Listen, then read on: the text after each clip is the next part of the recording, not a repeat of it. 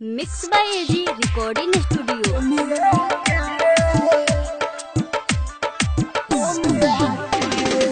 आप सुन रहे हैं एजी एंटरटेनमेंट की धमाकेदार प्रस्तुति।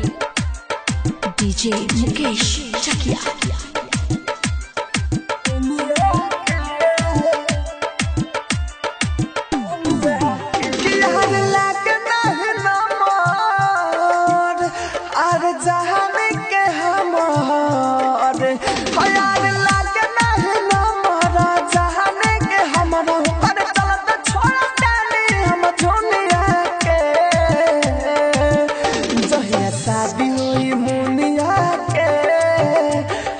छोड़ के जाए दुनिया के जहिया शादी होई मुनिया के हम छोड़ के जाए दुनिया के।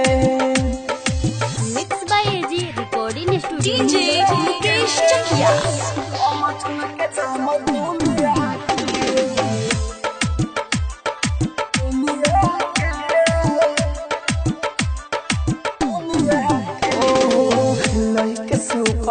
से प्यार बाने कहले बिसरे ना रूप भाइयों कर मारे हाउ परे पझारे एही से रहे चुप एही से रहे चुप लइके से करे से प्यार बाने कहले बिसरे ना रूप भाइयों कर मारे लाओ परे पझारे यही से रहे चुप अरे कोई के छल हो आ जाई पिया के घर हो अरे कोई के छल जाई पिया के घर हो करे चलत ना है कैली हम पुनिया के जहिया शादी होई मुनिया के हम छोड़ के जाई दुनिया के जहिया शादी होई मुनिया के हम छोड़ के जाई दुनिया के। डीजे मुकेश चकिया। हम छोड़ के जाई दुनिया के। आप सुन रहे हैं एजी एंटरटेनमेंट की धमाकेदार प्रस्तुति।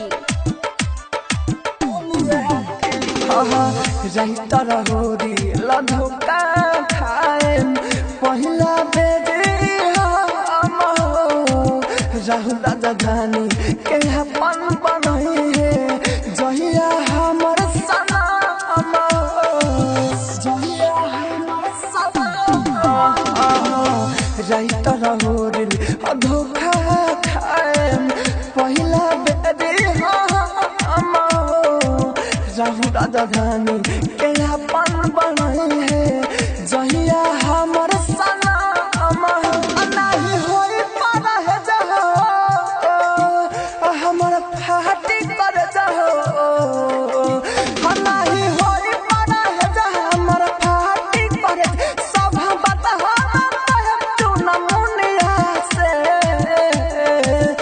जहिया शादी होई मुनिया के हम छोड़ के जाए दुनिया के जहिया शादी होई मुनिया के हम छोड़ के जाए दुनिया के।